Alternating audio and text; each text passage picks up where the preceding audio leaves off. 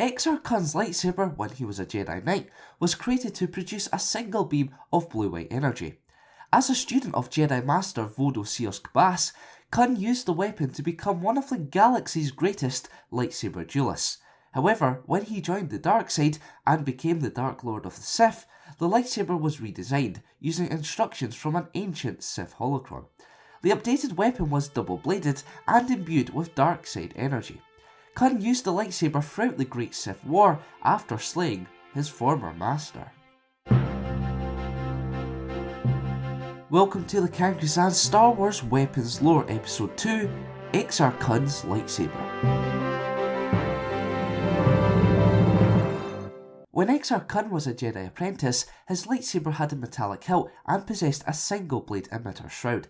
The intensity of the beam of plasma was adjustable, with the high setting having the ability to cut Mandalorian iron, an ore renowned for being resistant to lightsabers.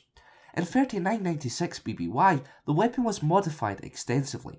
The biggest alteration was the addition of a second blade emitter, which was identical to the one already installed.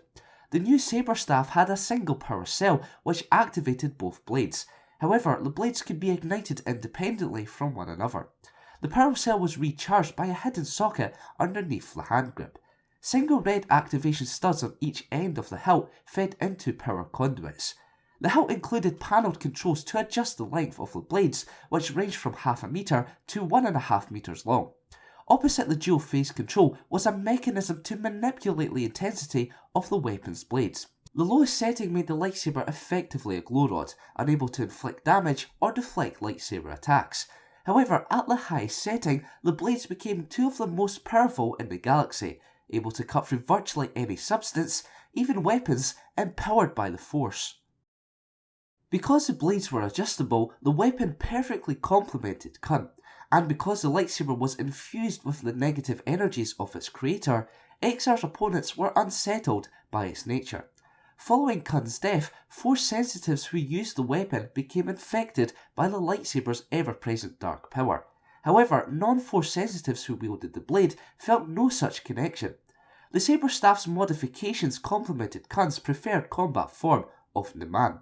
Furthermore, the lightsaber was utilised in an era where double-bladed weapons were uncommon, which confused opponents. More often than not, Kun engaged enemies with one blade ignited, only to release the second blade to deal a final, surprising blow. Extending the length of each blade forced the opponents to overextend when attacking, allowing Exar to lethally counterattack. Combined with the Dark Lord of the Sith's incredible mastery of the Force, Kun became an unstoppable force with the weapon. Training in the Jedi arts, Kun surpassed fellow apprentices Credo and Silvar, displaying incredible potential in lightsaber combat. As he began to study Sith lore, becoming a Dark Jedi, his lightsaber was often held by the spirit of Freedon Nad until Kun fully surrendered himself to the dark side. The lightsaber became imbued with dark side energy as Kun relied more on Sith power. In a campaign for galactic Sith supremacy, he dueled another Jedi who was deemed of equal skill to Kun. Although Exar believed he was the greatest living swordsman in the galaxy, his duel with Qel-Droma ended in a draw. However, both decided to join forces as Sith Lords and wage war against the Galactic Republic in a conflict known as the Great Sith War. As the Dark Lord of the Sith, Exar continued to use his blue-bladed weapon, even though the Sith typically wielded red blades.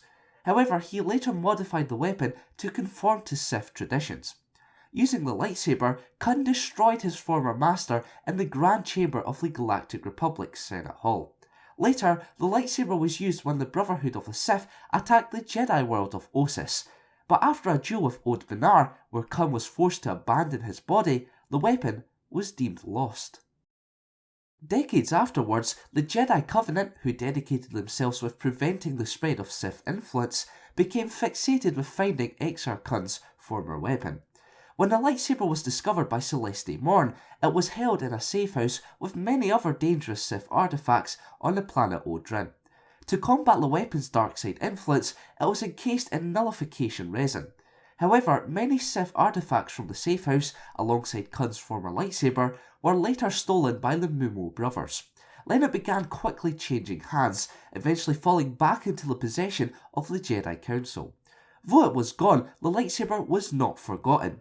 The double-bladed weapon influenced many similar lightsabers in future generations, where they became very common during the Jedi Civil War.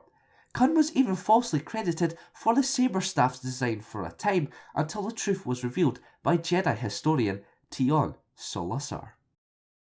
Now it's time for this week's question. If you were a Jedi or Sith, would you go for a double-bladed lightsaber or the more traditional single blade? Let me know in the comments below. Last episode I asked what you thought happened to the Darksaber following Darth Maul's defeat to Sidious, and as many of you quite rightly pointed out, Maul was able to reclaim the weapon. This video was highly voted for and suggested by many people in the comments section of the previous episode, so I think that's how I'll decide what weapon should be covered next in the series. With that being said, make sure you comment and like other comments so one of your favourites pops up in this series.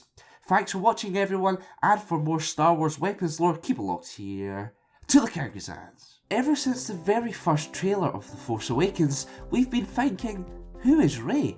We of course learned a lot about the character when the film came out in December 2015. However, her parentage remained a mystery.